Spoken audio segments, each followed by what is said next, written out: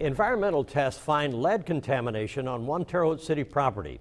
Now, federal and local officials are working to figure out what to do about it. News 10's Joe Ostrowski spoke with federal officials today. Joe, what property are we talking about here? Well, Mark, we're talking about a stretch of land between First Street and the Wabash River. It used to be home to Sugar Creek Scrap. They donated the property to the city, and the city is planning to use that property for part of its improved sewage system. Here's the problem. City officials were concerned the property might have hazardous materials, so they called in the Environmental Protection Agency to test the soil. Now the EPA tells us they have preliminary results back from those tests.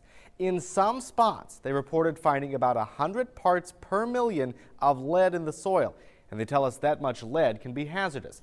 So you might be wondering, what happens next? Officials with the EPA tell us there are a few options. One, the city can start building its sewage system but avoid the areas with lots of lead. Two, the EPA can clean up the site. Or three, the EPA can work with the city or those responsible for the dumping to get the lead out.